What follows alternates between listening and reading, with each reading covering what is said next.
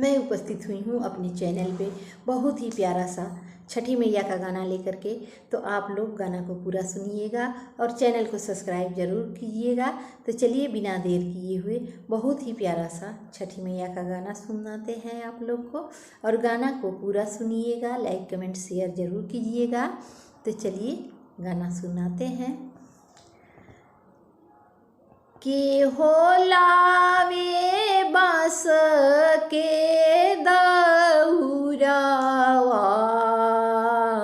के हो लावे गाई दूध, के हो लावे बाँस के दउरावा, के हो लावे गाई दूध, के हो लावे पान सुपरिया, भैले अरगिया के बेर। अरे के हो लावे पान सुपरिया, भैले अरगिया के बेर, भैले अरगिया के बेर। अरे के हो लावे पान सुपरिया, भैले अरगिया के बेर, भैले अरगिया के बेर। डोम लावे बाँस के दउरावा, अहिरूर ग्लाव से गैया दूध, डोम लावस बाँस के सुपुलिया, अहिरू लावस गाई दूध। पनहेरिया लैले पान सुपरिया, भैले अरग के बेर, भैले अरग के बेर। पनहेरिया लैले पान सुपरिया,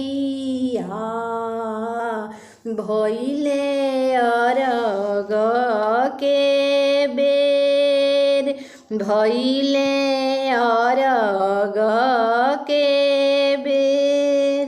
के लैले फल जे फुलावा, के लैले नारियल ऊख, के लैले नारियल ऊख।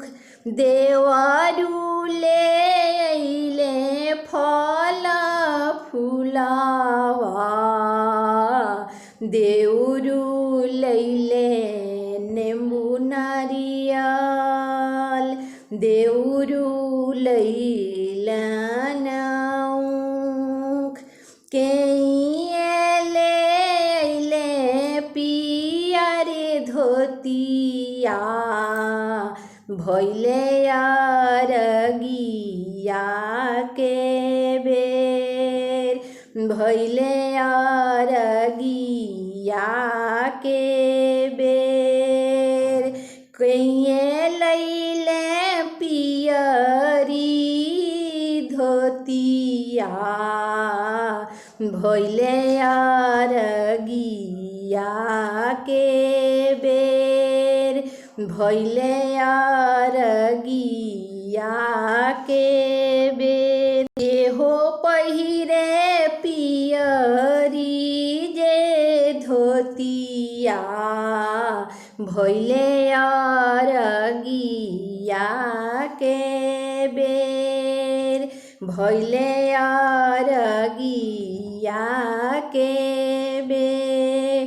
केहो पहिरे पियरी जे धोतिया भैले अरगिया के बेर भैले अरगिया के बेर पिया पहिरी धोतिया पियरिया भैले अरगिया के बेर पिया पहिरी पियरी जे धोतिया भैले अरगिया के बेर अरे दीनानाथ दी है आशीषिया ले हवे आचरा पासार ले हवे आचरा पासार छठी मैया दी है आशीषिया ले हवे आचरा पासार ले हवे आचरा पासार अरे जौने आशीषिया हमके दी है ले हवे हृदय लगाय ले हवे हृदय लगाय अरे जे हो आशीष हमके दी है ले हवे आचरा पासार ले हवे हृदय पजुड़ा ले हवे हृदय